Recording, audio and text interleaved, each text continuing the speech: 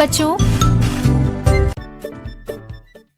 एक बार एक पहाड़ की चोटी पर एक विशाल वृक्ष पर सिंधु का नाम का एक विशेष पक्षी रहता था। पक्षी की खासियत यह थी कि जब उसकी बूंद धरती पर गिरती थी तो वे शुद्ध सोने में बदल जाती थी। वह इस पेड़ पर अकेला रहता था और शांति से वहाँ अपना जीवन व्यतीत कर खुश था। एक दिन एक शिकारी पक्षियों की तलाश में पहाड़ की चोटी पर घूम रहा था। कई घंटों के बाद जब वह किसी पक्षी को पकड़ने में सक्षम नहीं था तो उसने विशाल पेड़ के नीचे कुछ देर आराम करने का फैसला किया,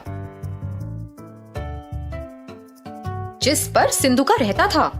बस जब शिकारी सोने लगा ही था तो पक्षी ने अचानक पेड़ के ऊपर से अपनी बूंद को गिरा दिया, जो धरती पर गिरते ही सोने में बदल गई। शिकारी के चेहरे के ठीक बगल में सोने का टुकड़ा गिरा और जब उसने देखा तो उसने चिड़िया की ओर देखा।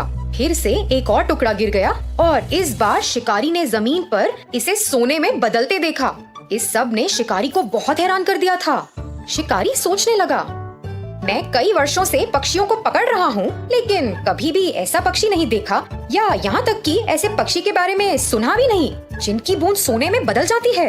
यह निश्चित रूप से एक विशेष पक्षी है जिसे मुझे पकड़ना है। दुख की बात ये थी कि जब शिकारी ने ऐसा सोचा तो सिंधुका को उसके बारे में पता नहीं था। वह अपने पेड़ पर आराम कर रहा था और शिकारी योजना बना रहा था। शिकारी ने पेड़ पर एक जाल बहुत सावधानी से बिछा दिया जब पक्षी ध्यान नहीं दे रहा था और अंत में जाल में फंस गया। जब पक्षी जाल में फंस गया तो शिकारी ने उसे एक पिंजरे में डाल दिया और घर की ओर जाने लगा। उसी समय सिंधुका ने सोचा कि जाल पर ध्यान न देने के लिए वह कितना लापरवाह था और इसी कारण से बेचारा पकड़ा गया।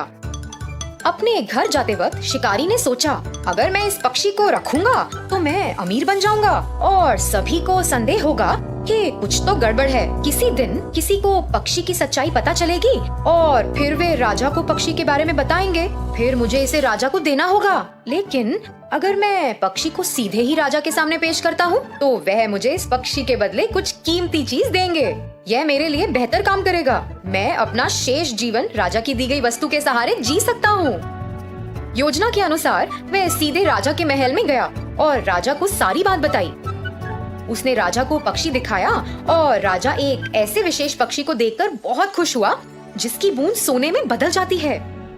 उसने अपने नौकर को बुलाया, इस पक्षी की उचित देखभाल करो, उसे एक शानदार पिंजरे में रखो और उसे भरपूर भोजन और पानी दो। सुनिश्चित करें कि वह दूर नहीं हो। वह महल का शाही पक्षी होगा और अपनी बूंदों से मुझे कई दौलत देगा। अचानक राजा के मंत्रियों में से एक राजा के पास पहुंचा।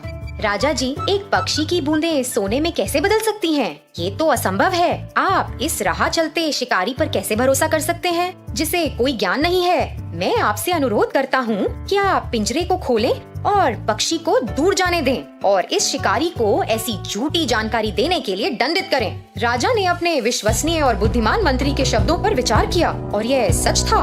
हाँ, कोई पक्षी सोने की बूंदें कैसे दे सकता है? मैंने इसे अपने आँखों से भी नहीं देखा। यह शिकारी शायद बदले में पैसा चाहता है। राजा ने पहरेदारों को शिकारी को गिरफ्तार करने और पक्षी को छोड़ने का आदेश दिया। जैसे ही पक्षी मुक्त हुआ वह उड़कर पास के एक दरवाजे के शीर्ष पर पहुंच गया और वहां बैठ गया। अचानक उसने अपनी बूंदों को गिराया जो सोने में बदल गईं। राजा और उनके मंत्रियों सहित सभी ने यह देखा और चौंक गए।